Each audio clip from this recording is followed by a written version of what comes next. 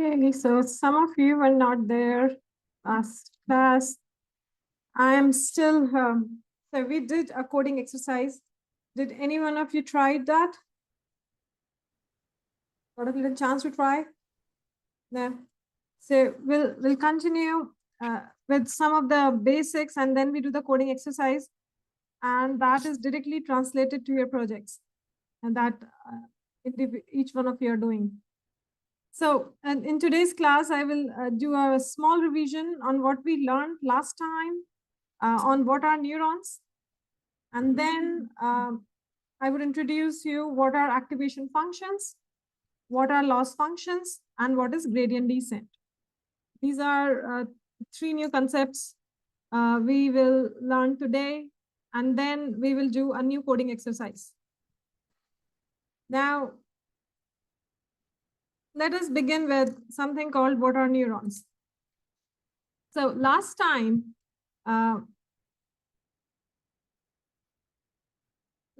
we did something on what are neurons. Just a second, let me hide my coding panel. Okay. So this is a classic diagram of neuron on your screen where you have a blob-like thing, a neuron, which you famously called, and it is connected to input parameters x1, x2, and x3, and it gives you a y output. Last time we discussed exactly what happens inside the neurons and how it is working. I will quickly remind because the activation functions are directly linked to last class. So here as an input, you know that it is dependent on parameters x1, x2, and x3. And these parameters, now they are multiplied with their weights, and then they are added up in neurons. And then the final output is obtained. And we had this case where, we took a data case where we had three different parameters. And here we have a parameter of x parameter as an age, and y, that is your probability of dementia. It is given next to the age. So from this, we know people with a less age, they have no dementia, but people with higher age has a dementia. So this kind of data is given to you. That means the final y is dependent on a parameter here, x1. So the first thing that comes to mind is to plot this curve. And when you plot this curve, you get this, here is the probability of dementia, here is the age, and you simply this is your linear fit here. You try to fit this database. And what do you get? You get a relationship like that. So here you see that the final output, which we are looking at, we want our computer, we are training our algorithm to be trained for the probability of dementia. And it is directly linked to your slope value and your bias value.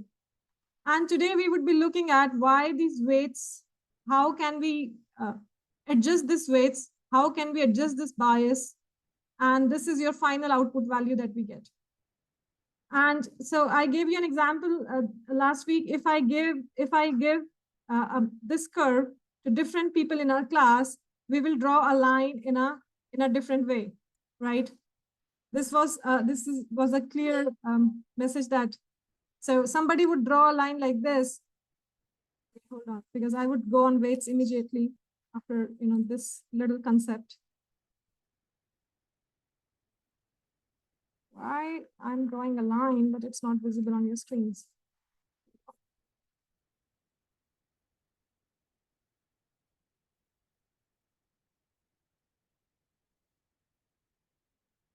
Okay. No clue.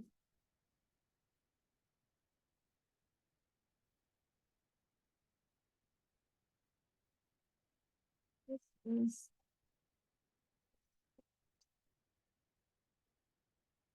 okay. It is all lines that I drew and there,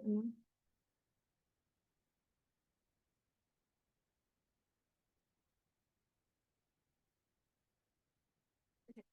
Let me move to the next slide. Maybe you're able to understand this concept here. So this is now your dementia is dependent on another parameter. And if, again, if I tell, if I tell Merve to draw a line, she will draw a line like this. And if I tell Ryan to draw a line, maybe he will draw a line like this, whatever you think. So these simple things, it gives what it will change. It will simply change this. This would simply change this relationship of your parameter with your final probability. And this slopes and these bias are what are finally changing your weights. Now, how do we do it in CNN? Now, this was the third parameter we have. So this is the diet. And again, this is the probability of dementia. And we had a relationship like this, where higher your junk food per month, you will have a higher probability of dementia. That means related to a poor diet. And we got a relationship like this. So finally, what we are doing here is, this is inside the neuron. We want the final probability of dementia, which is simply the addition of probability that comes from each parameter. So here I can add y1, y2, y3 till yn if I have n parameters. And every y1, basically, it is telling me a probability that dementia will develop because of that particular parameter. And this is the very classic formula we have, y is equals to wx plus b. And here you see, to have the right relationship between y and x, what we have to adjust is weights and bias.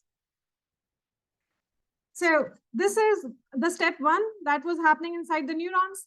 And last time I did a calculator where I showed you that how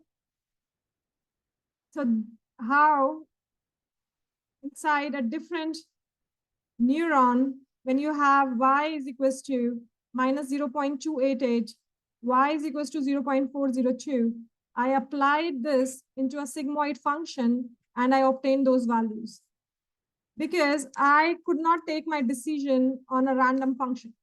So when I have a function like this, that means all my y probabilities, I converted from 0 to 1.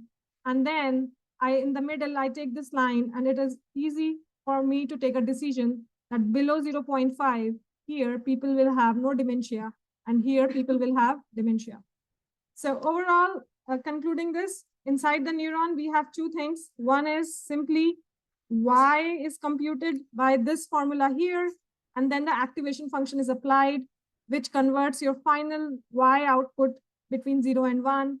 And this helps you to make a more exact decision. Now, coming to today's class, what are activation functions? So you learned from sigmoid that we convert the y range from 0 to 1. And you can choose in your neural networks which activation functions you want to put in. So for example, here I showed you an example where it converted the range from 0 to 1. You can choose another neural network where you will, choose a range from -1 to 1, depending on your problem. So this is a classic example of neural network on your screen. So it is simply telling you that in the beginning, you do this simple formula here. And then there is an activation function that happens inside the neurons. And then your final y output is fed into another layer. This is the same layer is repeated. In the last class, if you remember, I showed you that our neural network consists of input, hidden layers, and the output layer, right? Now, this is the input parameters. This is here on screen is layer 1. Now, this is layer 2, and this is your final output. And in the coding itself, we created many layers last time. if you remember when we did the coding. So every layer, the same thing is happening. You have initially that simple formula where you add your parameter multiplied by their weights, and there's a bias, and then everything passes through the activation function. You will have some Y output, then this goes inside here into the second layer, and then the same thing happens. Now, there is something known as firing of neurons. So these activation functions are also responsible to make the neurons fire or not. For example, here you have this value of Y that we computed, right? In one case, it was minus 0.28. Then you entered into the activation function, and the value became 0.4. If I want, this is the threshold that I can play with, and the places where my activation function value is 0 or less than 0.5, I do not want my neuron to fire. I would only like those neurons to fire which has a value above 0.5. These kind of conditions I can set in, and these activation functions therefore are one of the ways in which you can literally play with the threshold, let your neuron fire, and get it to the next layer. Now, common activation functions that you would use, it's simply you're converting your Y into a range. So here you can convert it from simply, equation fx is equals to x. So it's something very intuitive. And the range is from minus infinity to infinity. And if you last time you put into sigmoid form, and this time you're converting into a linear function.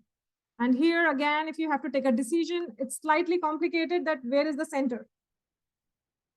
So these are generally not used for binary classification. As in our case, we have the example of void and the background. We never use linear activation functions.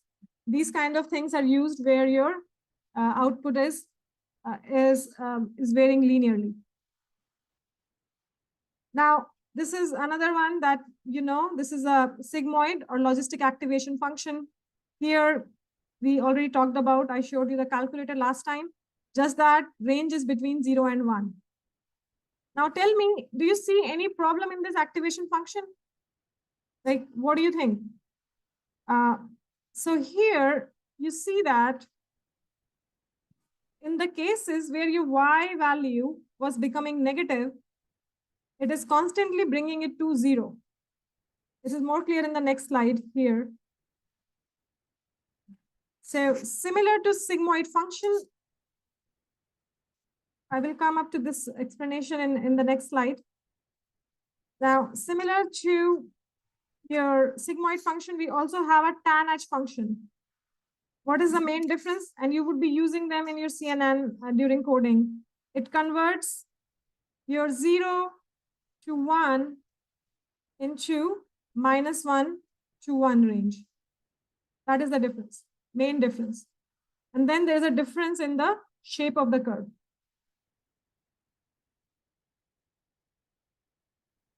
Now, what is the main thing that you notice in, like, here? This is one common activation function. Okay, let's look at here. This is like the #1 activation function used in all CNN that are, you will see the codes available. So in this activation function, you have a comparison here with sigmoid and ReLU. So ReLU, which is a rectified linear unit activation function, it is the most used activation in the world right now, since it is used in almost all CNN or deep learning. Now, what is the good and bad about this ReLU? So ReLU is half rectified from bottom. That means fz becomes 0 when z is less than 0. So what happens? Remember this table of ours? So if I put and start applying a ReLU function into my problem, then this y 0.288 anything. So y, whenever your value is less than 0, then your final answer becomes 0 by using ReLU. So if you have y is equals to minus 0.288, in this one, you are making your value equal to 0, right? Also for this one, y is equals to minus 0.348. If I don't use sigmoid, I'm making my value to 0. So yeah, so we don't see the difference, right? So we don't know where to put this center threshold value, right? Where we were making a decision that below 0.5, we will have your, it was Alzheimer, the disease that we were talking about, dementia, that we will have dementia. So this is a big problem. In most of the activation functions, we have a problem of vanishing gradient. Here also it starts occurring, when the negative becomes bigger, when it becomes a very big number, but it still does a good job in the beginning of it. When it becomes a very negative number, then also it starts becoming flat. So this kind of problem, it exists, but what happens is we are really saving on a lot of computation here. So then there's a trade-off. Now, to solve this problem, leaky ReLU problem, what they did, they come up with a new function. They come up with a function called leaky ReLU, in which this kind of function, they started giving it a little bit of tail here, or a little bit of leak that they're calling. So in this one, all the negative numbers, finally, you are able to get a value and you're able to segregate between two negative y values. So I know this information is new to you, but when you create your first coding, this is the main terms that you would find ReLU. I also showed you in my last coding. We use sigmoid, we use ReLU. These are the common activation functions. So when you start choosing an activation function, you ask yourself. So can anyone comment now on vanishing gradient? What can happen if you have a problem of vanishing gradient? Any remarks, any comments, any discussions? When the model stop learning. Yeah, because it cannot separate between two negative y's. Everything, the value is coming to 0, right? Okay, with this, we are going to our next topic, which is what are loss functions. Any questions, guys? This all is very new. It's clear? Yeah.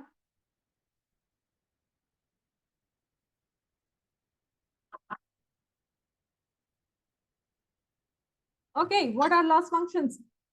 Any idea before we begin? What are those?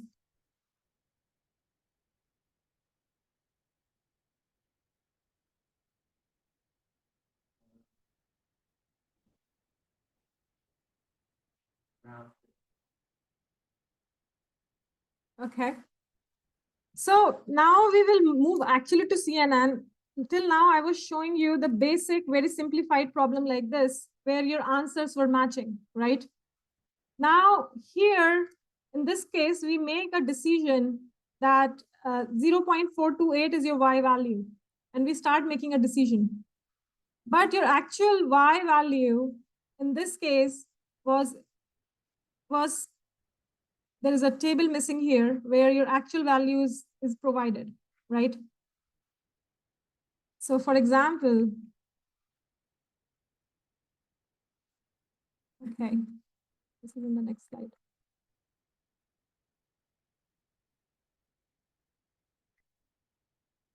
For example, here you see, you have this entire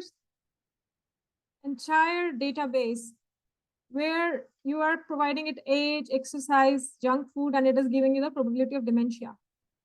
Now you will have a final y predicted value, and this is your final y value that are not same, or they are not equal to each other in the beginning. And I would now tell you that if it is not equal to each other, and when you find your answers, the difference between the actual dementia value, which is 0, versus what you compute could be 0.5 or 0.6. That difference is known as loss. It's very straightforward, right? Now let us go one by one and try to understand this concept. So what are loss functions? Okay, before understanding this concept, let us quickly remind ourselves about what are partial derivative, because this term would be used again and again. So everyone knows about what is a derivative, right? If you have a single parameter, right, that y is equals to fx, that means it only depends on one variable. You simply compute, dy by dx this way. Very simple, like basic math. In partial derivative, what happens? We all know since high school, right? If your y, or if your final function is dependent on two variables, like here on this curve here, it is dependent on x and y. Then how do you find that how this final function is varying with respect to only one parameter? Either it is varying with respect to delta x or delta y. Now, you simply do what? If I have to calculate del f by del x of this equation, what would be the answer here? Can anyone tell me? 20. And here the answer would be 4. So what we did, we simply made everything other as constant and we computed it. Now, isn't the same thing happening in your neuron?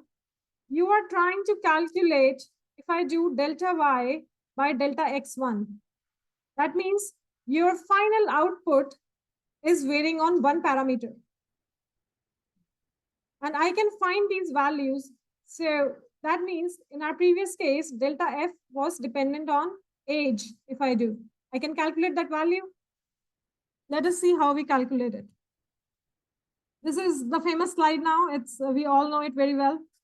This was our problem that we are constantly referring to. Now, this was the value of y inside the neurons. And if I start putting all these, if I expand this formula and put the values of y1, y2, y3, what I get finally is a function like this, isn't it? And now, if I start taking a partial derivative, then what will be the value that I will get for delta y by del x1? What would be the value here? 0.023. And for exercise, we will have the value minus 0.053. And for diet, I will have the value 0.047.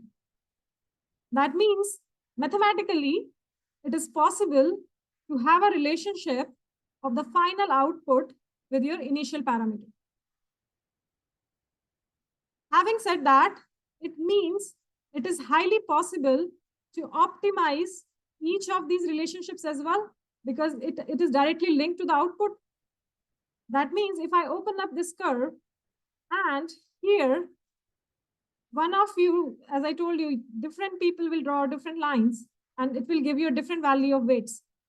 That means so this is also known as back propagation, where I have the final value and my final value is dependent on my initial parameter. And I can optimize this value till the time my y comes nearly to my ground truth value. That means to the value that I want, or to the value that matches with the true answer, right? Now, this is something here you see that why I'm emphasizing here.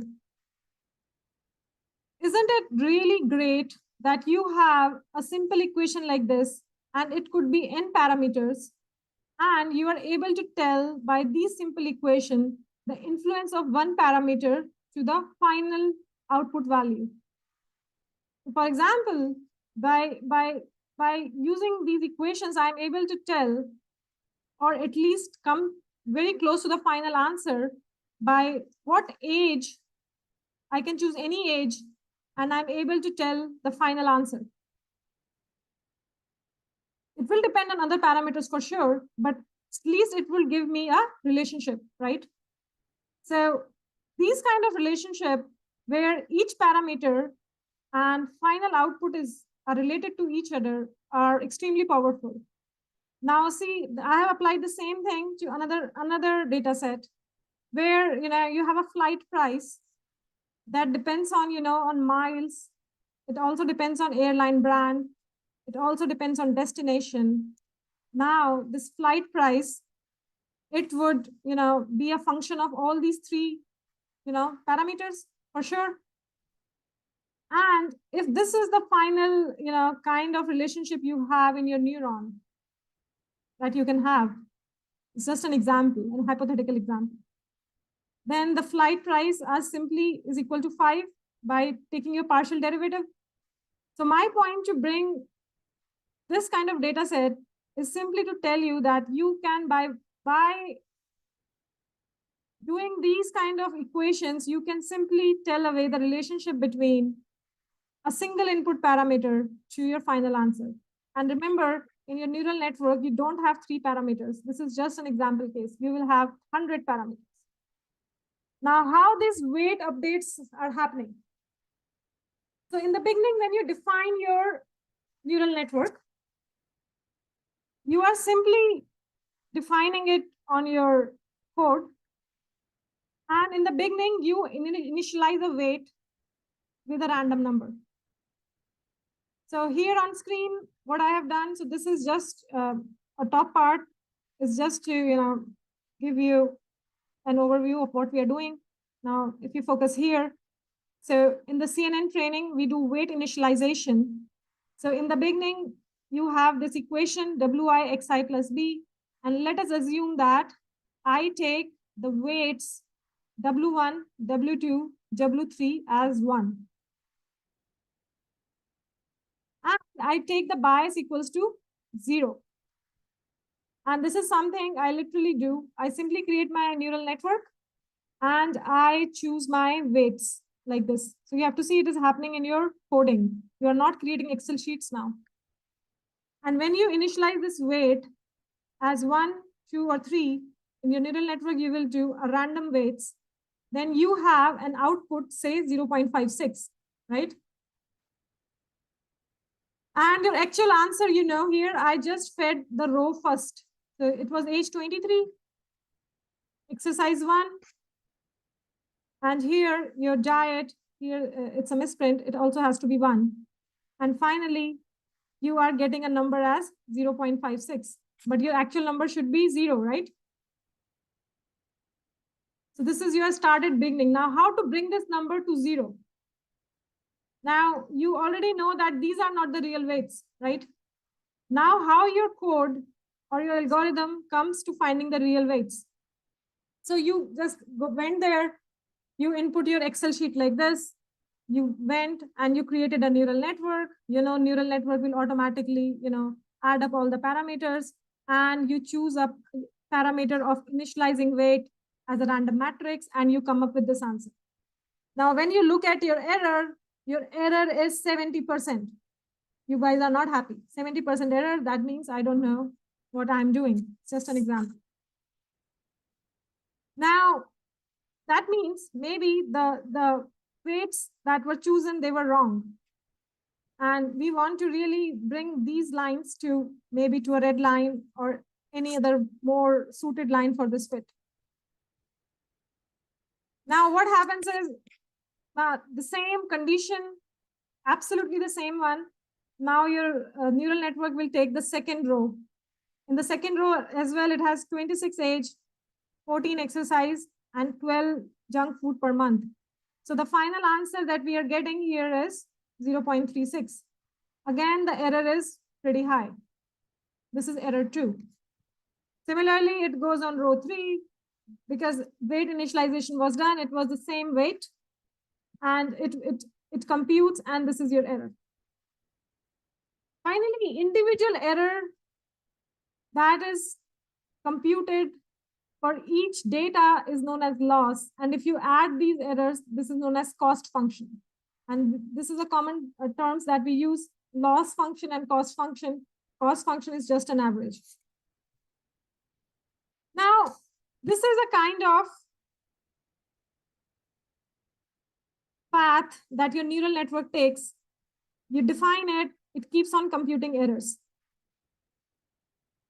Now, once your errors are, you have run your data and your algorithm has passed through all the data at least once, that is known as epoch, and it has gone at least once here, then you get something as a total error, right? And this is your total error here. And now, we have a lot of error in our network, and you know that you are not successful. Now, what you will do, or what your network would do. So theoretically, we can choose different loss functions. Why do we choose different kind of loss function? You have simply a value that is a truth value, and this is your predicted value, and you compute it.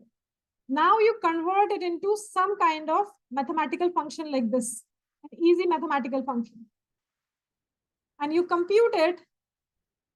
Why do you change and select different loss functions? Any idea? Like I can simply, any mathematical problem, why do you choose a different kind of loss function? Have you done any problem like that? Why? If I simply give you Excel sheet and I tell you to convert it into square, your loss, convert it into square, convert it into a cube, or convert into a log. Lot of Excel sheet. We do standard deviation. Why?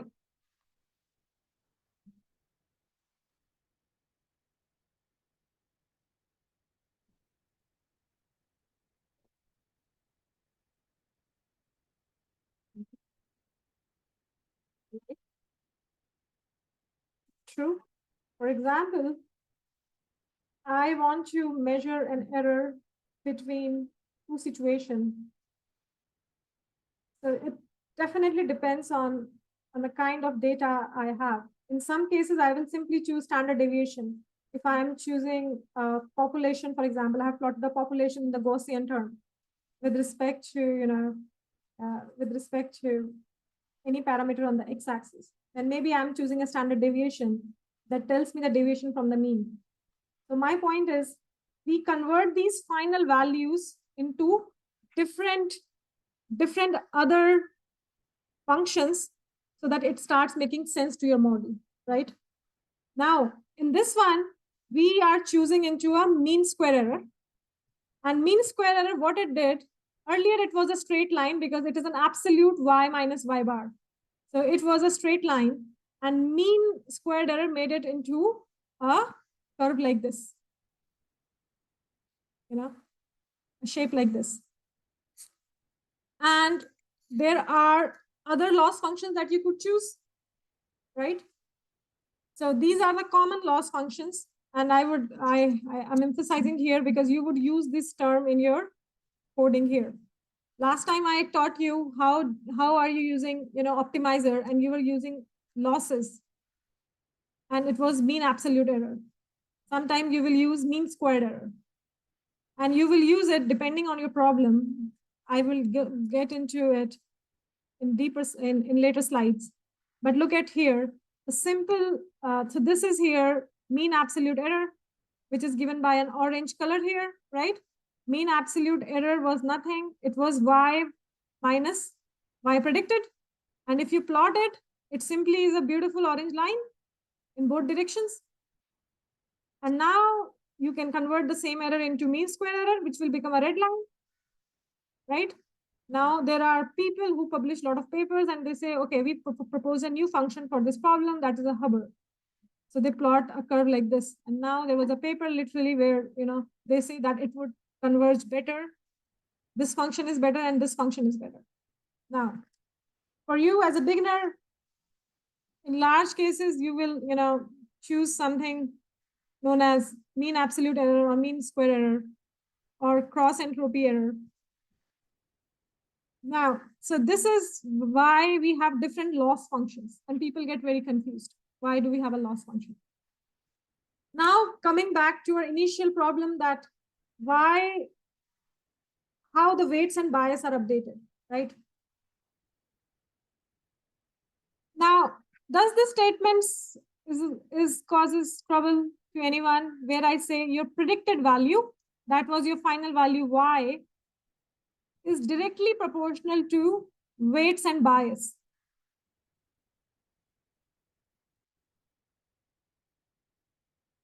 Remember, this was our final equation here. And this y, it is directly proportional to your weights for each. If we do partial derivative, okay, let's try to do partial derivative and keep our equation till here, right? Each final value, it depends on your weights here. That means if I make this value as 3000, that it will have a direct impact on my y. It also depends on my bias. If I make the bias value very big, the final y would change, right? And it is valid for each case. It is valid for W1, it is valid for W2, it is valid for W3. It is also valid for bias 1, bias 2, and bias 3, right? So what your computer does, immediately you compute this error and you plot it with your any initialized weight matrix, right? So initially you choose the number 1 or a random weight matrix, and you have computed these errors, right? You have computed this error, which are absolutely wrong. Your errors are very high. Your models are absolutely wrong. Your computer, your algorithm, what it does is it tries to simply plot them because it needs a starting point, right? It simply would plot, your loss error with any of these parameters. Now, with this, I think I made my point that what are loss functions? Why do we plot them with predictions? We can, because this is your actual predicted value. We can plot them against your biases, and we can also plot them against your weights because there is a linear proportionality relationship, right? I can choose any matrix, right? But these are the 3 numbers where I see that, there is a dependence to it mathematically. Now, saying that, I move to the last concept for today's class, that what is gradient descent. Now, this is a universal concept, and this is the concept which is used to update your weights. Now, we were till here, right? This is the problem that we were discussing since beginning. We have computed the error. This is the error for any row. And now I have added the error 1, 2, 3, 4, 5, 6, 10 till the end row. And I have got my final plot like this, right? And I have chosen a loss function. Let us say in this case, we have chosen a MSC that we choose. Now, how are we updating the weights? So you see, so this is a cost function. I told you that average of loss function is a cost function, is the same thing. It's the loss. So loss is plotted against your weights like this. That means your loss is so high if you plot it, right? And why? This is also following this shape. So you had an absolute error like this, which was orange shape. You converted this into MSE. And you know that predictions are directly proportional to your weights. They're directly proportional to your biases. So everything follow this shape, right? Now, when you plot it, you see that error is very high for a particular value of weight. And what does your algorithm do? So what do you want? You want that your weight should reduce, right? And your weight, what do you want? Your weight to reduce or your error to reduce? You want your somehow that my error should reduce from here to here. Now for that, what do? We have to somehow bring the weights to a level when your error becomes 0 or error becomes minimum. I don't know if I can do 0, but if I keep on going down on this curve, I can reach a point where my error becomes 0. And that would be the best value of my weights, right? And I want that. So now I'm here. This is something happened because I chose a random initial weight, right? I did not know. I did not know that my value was 0.28. I chose the value as 1. And I plotted these errors and I am here. Now, what mathematics comes to your mind when you want to go from here to here? What mathematics you think of? If from this value of weight that is here, I subtract the slope of this curve, that would give me a value. I would reach here, right? If I subtract the further slope value, this is just a value of a slope, I would reach this point. I subtract this value of slope, I would reach this point. To go from here, if I continuously subtract it, I would reach this point, right? Which I want.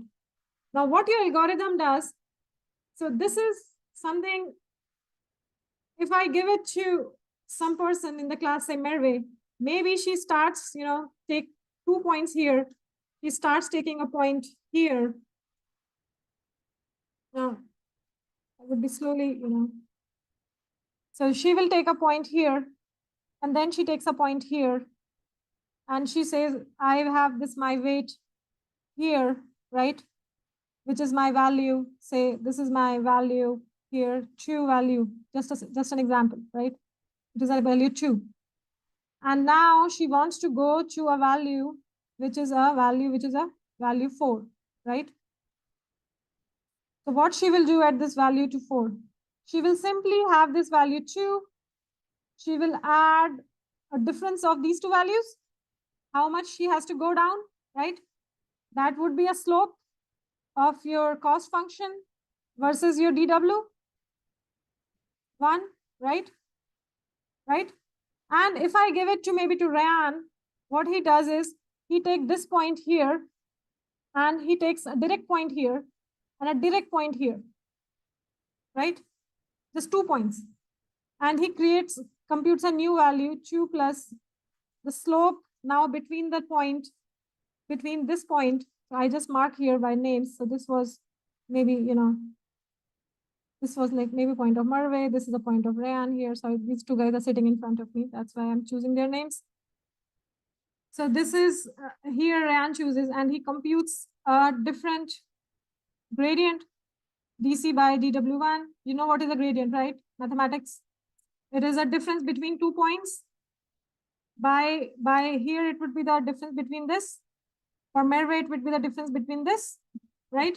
And you compute and you get to the final answer. And maybe I give it to Tommy. He says, I am very sensitive to what you're doing. I will take very close points and I will go slowly. This kind of thing is known as learning rate, where you are going from top point where you choose your speed to get to that point. And a slow learning rate will give you many points and your values would be more correct, right? So finally, the bigger range a person is choosing is multiplied by something here because, depends on a person, right? It would be a learning rate here. That would be a number. Some people will want to give, as I told you, bigger spacing. Some people will give smaller spacing.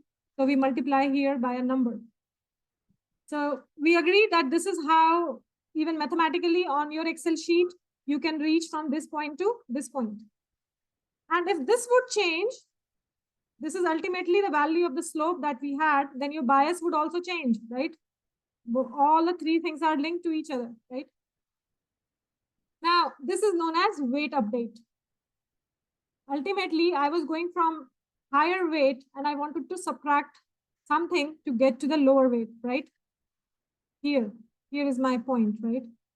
Where I want to go. Maybe not, I'm still not in the center. And we want to go here. So this is the classic equation that your algorithm follows. It's the classic equation, like on which all CNNs are based. It's like the fundamental, as if I'm like right now telling you 3 Newton's law.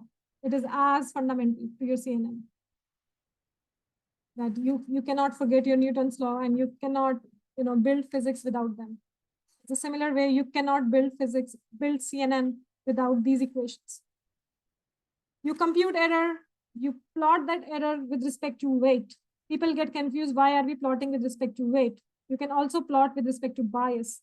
You can also plot with respect to your final predicted value. And these are the curves that you would get. And you simply want to go to here. And this is the equations that a computer follows and get you from here to here. Right? Any questions here, guys?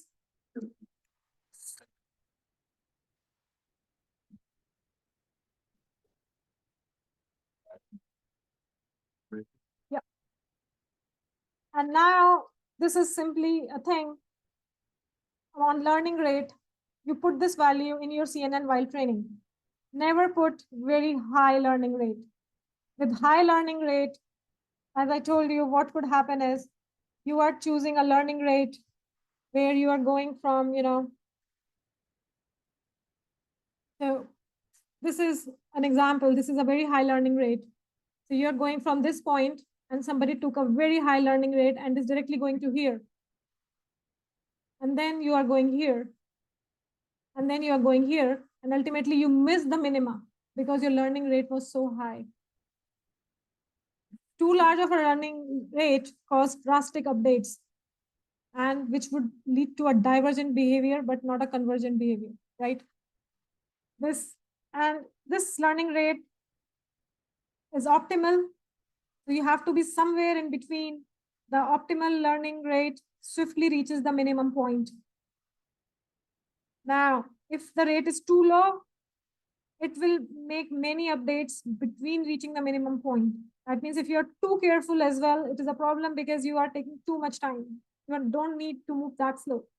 So this is, you have to be somewhere here in between. Now we will do our practice code. So we know something about learning rate today. We know something about the gradient descent. And this is like the fundamentals of your neural networks that I have been dealing with. So any more questions anyone has before I start doing coding? So kinds of clear the entire neural network thing. It is easy if your fundamentals are clear. If you, once your data comes out and you don't know why I'm plotting against weights, why I'm plotting against bias, how it is updating weights, why I'm choosing this learning rate, you would be in a kind of a messy situation. Right? Now, here with this another remark, because I want to reach here in a very smooth way. Finally, the objective is to have the minimum error. That is why the shape of loss function is very important. So when you choose these loss functions, for example, here was an example of various loss functions. And I told you, people are debating here. So the biggest question is, there was a paper that I read a couple of weeks ago, that should my loss function should have a bigger gradient or a smaller gradient? Because if you have a bigger gradient, you're moving pretty fast.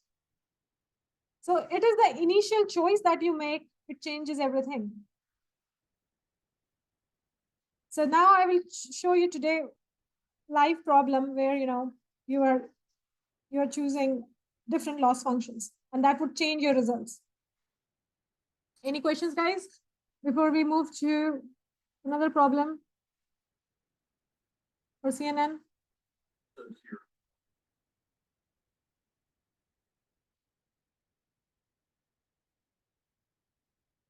Yeah, so it's here. I forgot to add it. This is your cost function.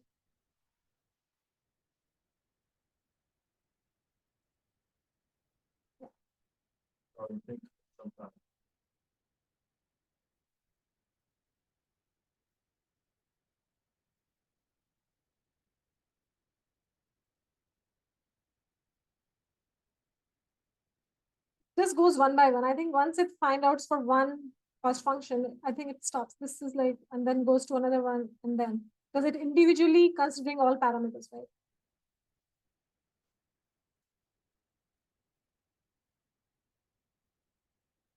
Hi, Sydney, are you online? Yes, I'm here. Okay, any questions? No, I'm good. Okay.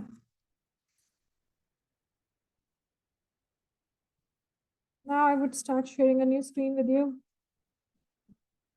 So for this problem here, let me go here. So let me quickly show you. We are doing a coding on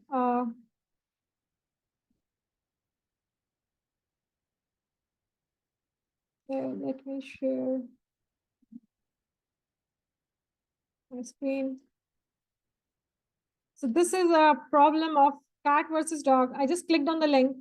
Finally, I'll upload all these lectures because I was making videos, I was not uploading. But again, I should provide you these lectures. So here it is cat versus dog. So you'll get used to Kaggle for YOLO, for everything. You start downloading data here. You just download it. And I have downloaded this data.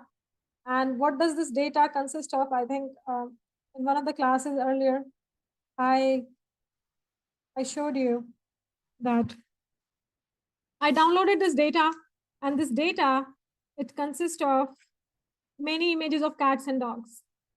If you guys remember, I showed you. Let me quickly find the data for you guys.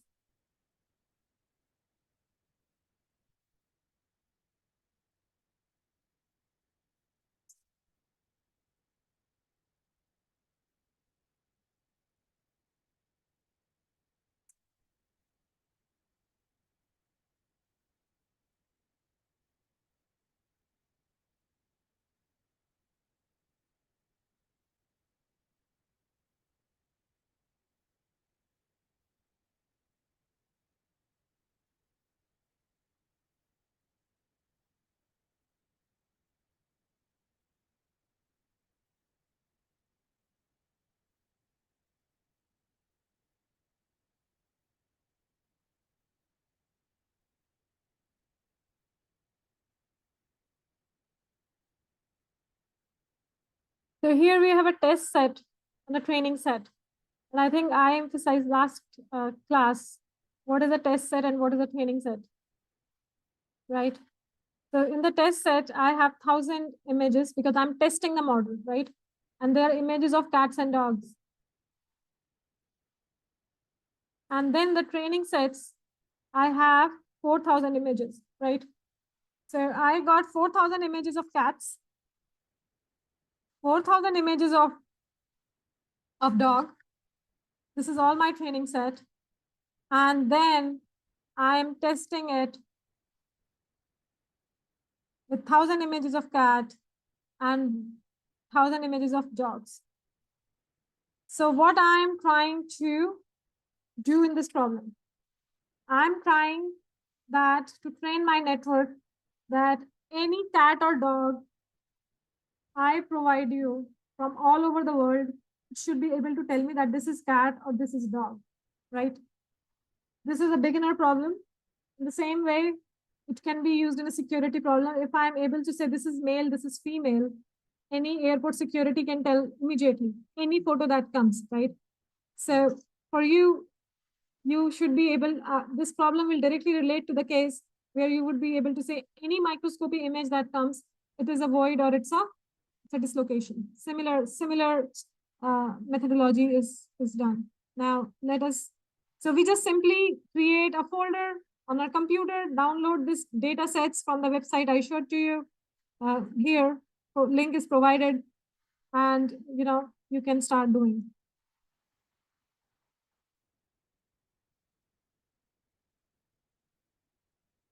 Okay.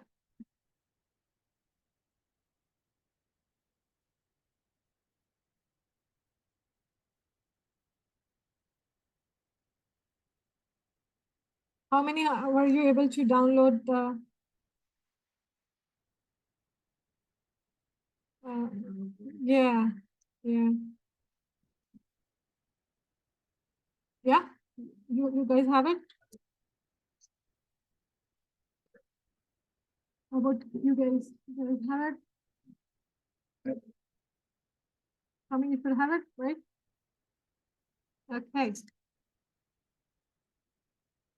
let us start. I think Jonathan, you missed last coding. Have you ever any familiarity with machine learning? Yeah, you have little familiarity with how this CNN works. Yeah, okay.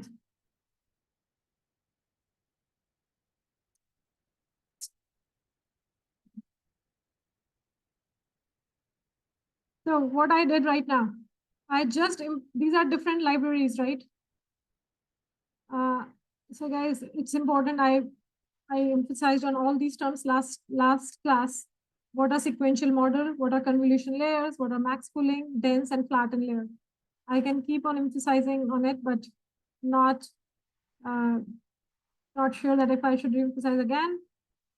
Any questions here? So these are different maths library, right? Pandas, NumPy, Matplot, and these are everything you are loading from your TensorFlow. TensorFlow is one of the biggest libraries we have where all these models are stored. And these are provided to us by Google. People can also use PyTorch. PyTorch is provided to us by Facebook. So these are the biggest libraries available, where you can create these models. So we are doing a sequential model. Can anyone remind me why are we choosing this term sequential?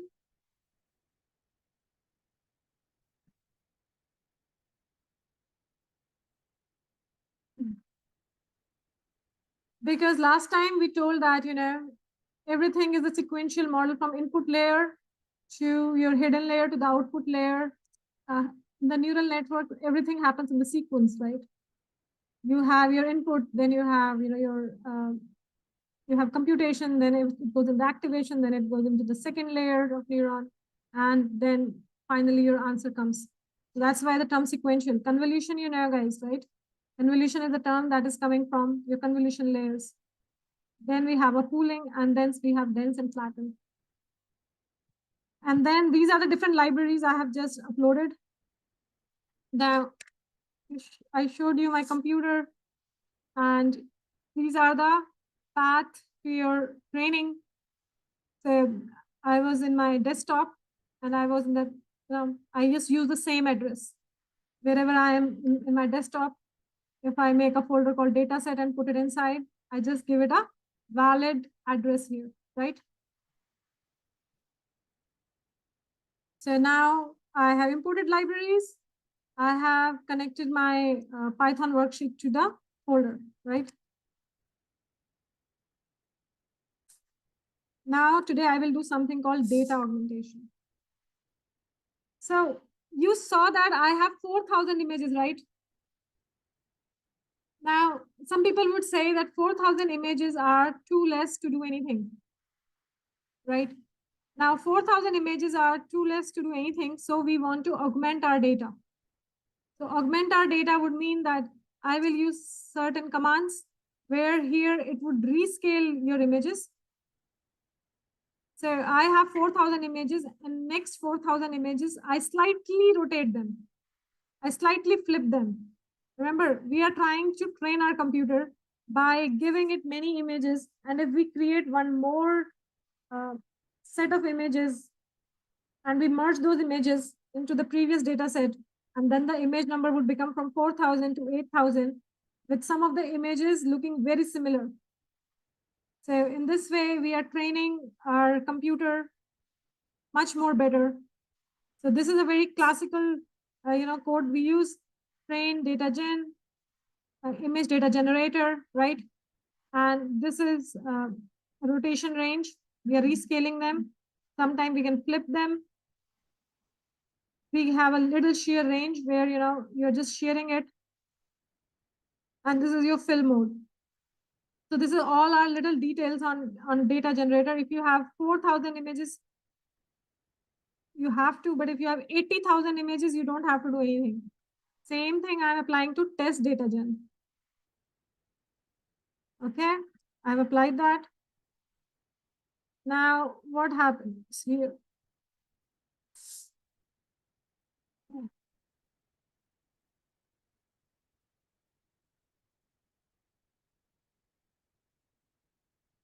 After augmenting the data that you would do in all your, in majority of your codes, Now, tell me what is this one? Next, can anyone, what I'm doing here?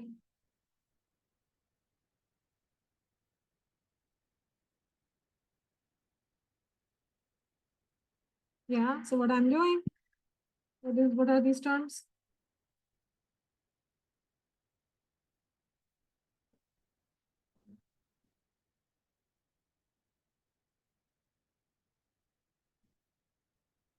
Mhm.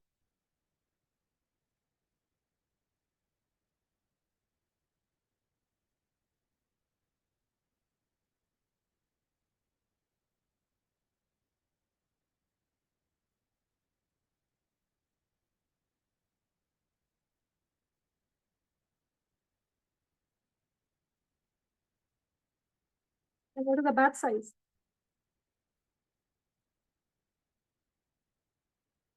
Okay, very good. Yeah. So we simply connected here. We see here everything is Python is a very, very easy. I think one of the easiest coding language I know. It's very similar to how we write English. So here we created this train path and test path, and the names are important. Here we created train data gen and test data gen. So I'm simply now, that I just simply connected it to my drive where images are stored. And here I'm applying data augmentation. Now, all these things, finally, both of them, they together create my training set. So in this, I'm creating my training set, and I'm giving it a name training set and test set. And if you constantly give new names to it, it is like, you're today calling your data set as data set 1, tomorrow data set 2, and then you are calling it data set 3. So the last name that you call, it would be your final name where tests would be performed. Now here it's a training set, and you are just giving it an address that this is a train data gen, and these are the 4 categories we are given. Here we are simply defining the complete address to your data set. So it's a train path, which is here coming from the directory you have created. Image size, that size of your image is 150 by 150. In some cases, it would be more. You have to find out that size by simply going on, any of your image software, and it would tell you what is the pixel size. Now, here important information is batch size. So in one epoch, so if I want, I can give a bigger batch size. I have given here 32. That means in every epoch, in how many batches my algorithm is passing through. Now it is passing at a batch size of 32. And now we know that we are doing separation between cat and dog. So it's a binary problem, right? In the last case, it was the digit code that you remember, it wasn't a binary problem. It was, you were doing 10 cases, right? You had 10 outputs possible. Here there are only 2 outputs. Similar thing, you will do it to your test data sets. Okay, now come to the interesting part.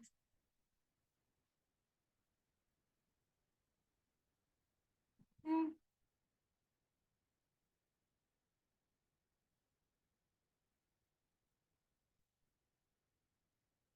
Now you will give me answers to my questions.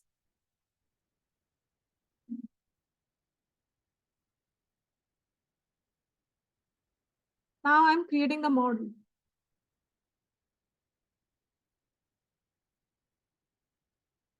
So when I run this, my previous cell, it tells me found 8,000 images belonging to class 2. How they became 8,000 here? Because it is simply trying to, in the training folder, so this is also a little bit important when you're a beginner. So in the training folder, if you know, I had a data set in which I had cats and dogs, right? So it is simply compiling the information of all of them and making it 8,000.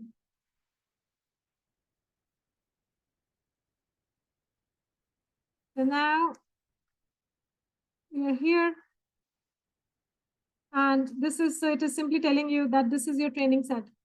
Now, can anyone comment on this one? We are simply creating a CNN, we are initializing it. what are these commands here?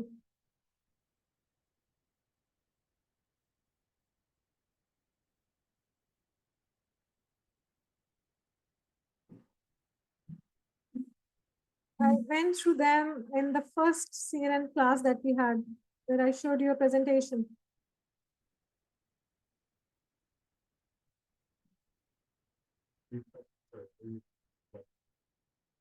What's that? Yeah, just the CNN model, how I have created it. This is a CNN model. So I have created a model that is a sequential model. And then I have added convolution layers to it. They are 3 by 3, 32. So let me open this quick presentation for you that would help you to understand this code.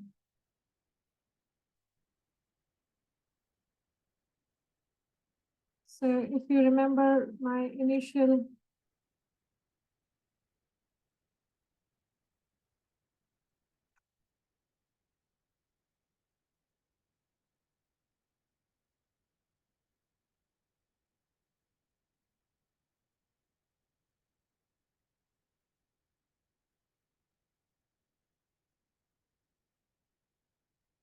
So how many of you remember this presentation that I presented on the first time? Right? So what is happening here on this one here?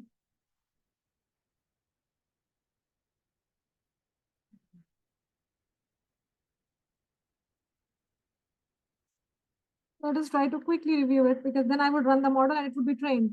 So this is where every, all kind of understanding is, and you will be started, developing them.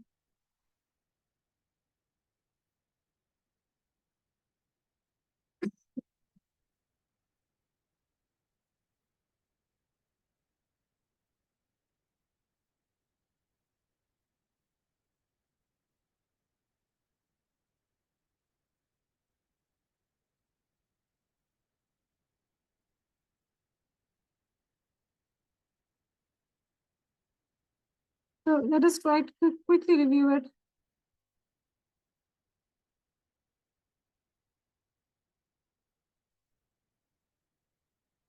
So this is a very classic example that you will do here with your any microscopy image. So what is happening here is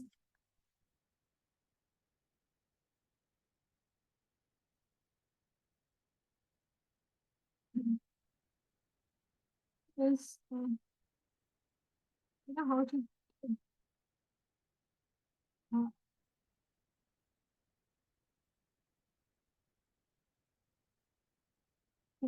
how to draw in PPT. You cannot draw in PPT.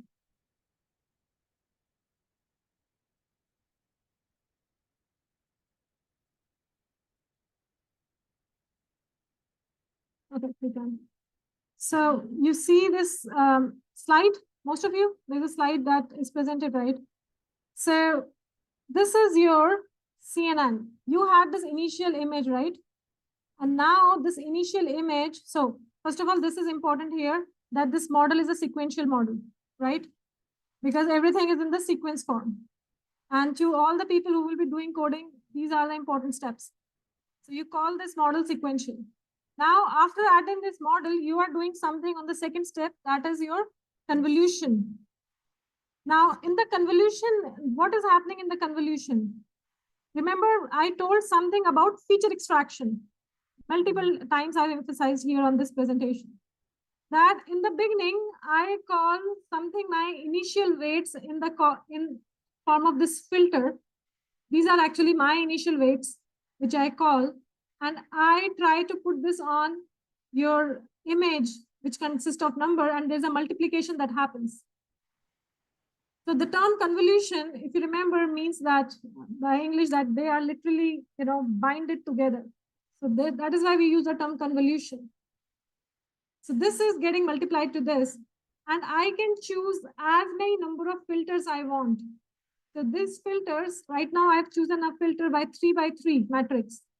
You now start thinking in terms of matrix here. And now this will constantly, we slide this matrix here. So this is what is exactly happening. We have 32 filters, 3 by 3 that I am sliding, right?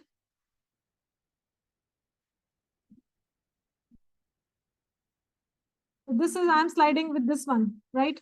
So I have 33 by 3 small thing. I'm sliding on 32 filters because I am doing it 32 times the same thing. To have a better answer, you can choose 64, you can choose 128, you can choose what number you want. Yeah, 32 filters. 32 filters are slided. Now this is your input shape. Can anyone tell me why there is a 3 here? So these are your colored images on screen. That were the images of cat and dog, right? So those are colored images. So these are RGB channels, 3 channels. Then the activation function that we are giving is a ReLU here. You can choose anyone. Remember ReLU, we had a curve like this that was going flat. Wasn't very happy. Then you can choose as many layers as you want. So if you could see my pointer here, there we are 2 layers here, 1 and 2, right?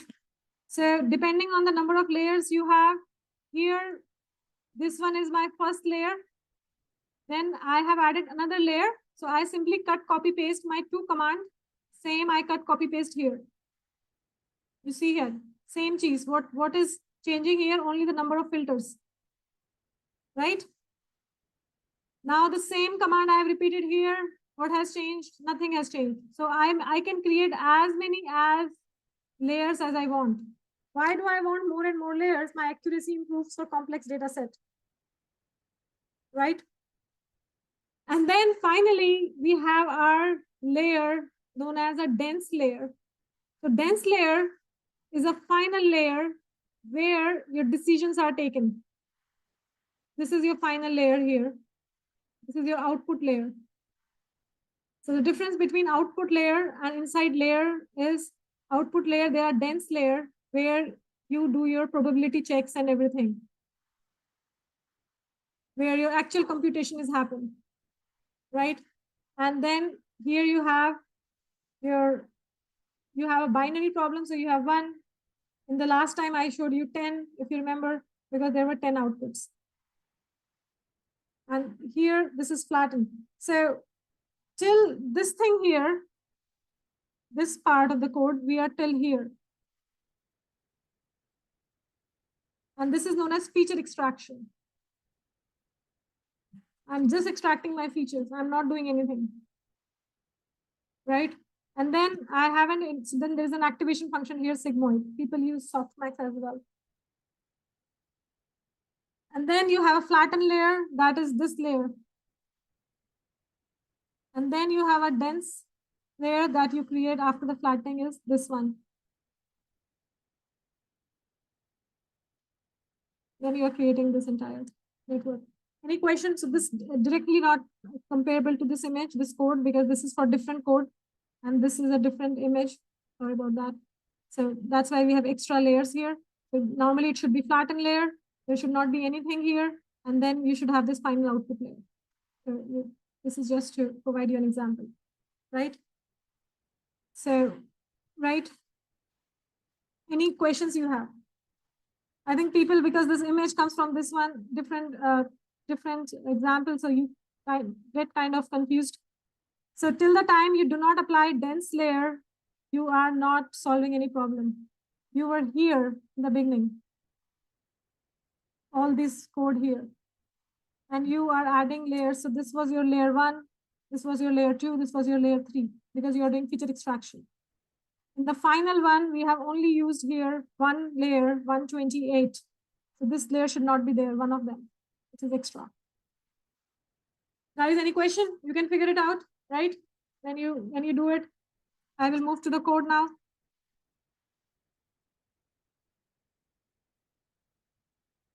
Can you see my code? Now I should start running this model. Okay, so Is my model ready to run now? Tell me. What is left? I haven't used any compiler, any optimizer, any loss function. I just created my model. That's why I pressed the run. It did not give you any output. Is that true?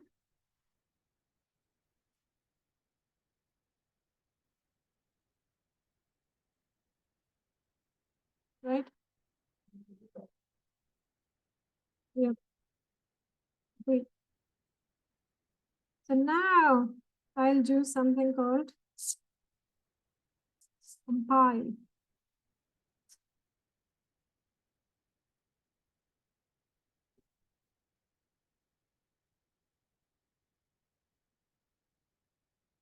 And I have compiling my model. And now it's running. I gave it for 10 epochs. And now it's running. It's taking its time. It's taking its sweet time. What is in the compile model? Can anyone define? Tell me what is happening? There's a loss called binary cross entropy loss. I discussed easy losses with you.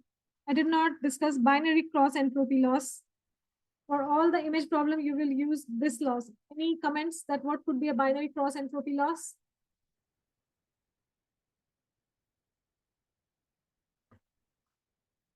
So finally, in this one, you get an image of a cat, right?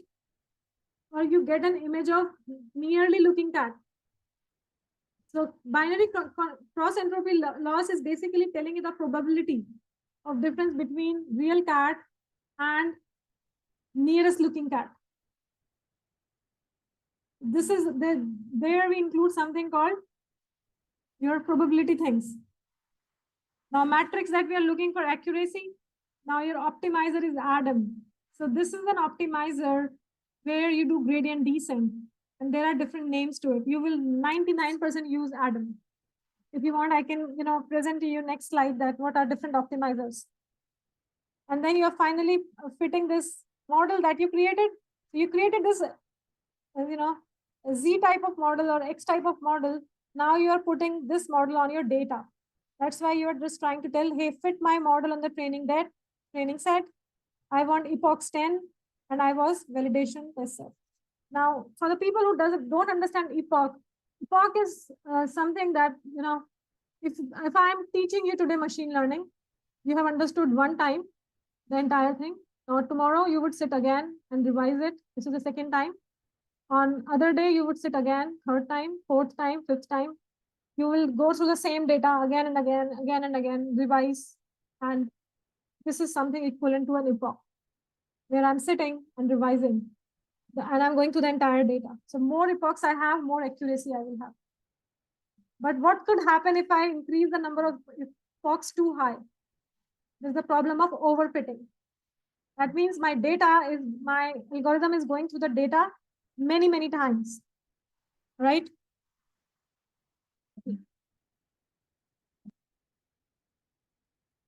Yeah, there is a problem of overfitting. So this thing is there, it's running. Just a second, I have run the code for you guys. So that because it would take at least half an hour to run, we have a lot of images. So this code is already, I ran this morning, and this is the final training and validation accuracy you have. So you see, as the epochs improves, your accuracy improves. This is nothing. This is PLT, PLT, PLT, PLT. That means I have plotted different things. I have plotted my training accuracy, validation accuracy, epochs, this thing. This is simply, your easy programming. You can see this curve, right? What are you seeing guys right now? Yeah. And then you're also plotting now your accuracy. Now you're also plotting your losses here. And now you have plotted your losses and you have plotted this. So what do you see from the loss curve? As it is going through more epochs, you see the loss is decreasing. The loss function, it's converging. In the beginning, it started with 45% loss. And at the end, it is at 27% loss. I ran this model for 200 epochs. It really reduces to 3% or something, the error, which was pretty good for this kind of problem. And then you started, so this is simply your predicted, this is not important, just don't follow here, just look here, and we start now testing it. And when we start testing it, here, if it can show me an error, because I don't know when I ran this code, today or tomorrow, plotted it, okay. So now it is here. Now while testing it, it should run it. It shows me an error. So it is showing you it's a cat. Why it's showing me a cat?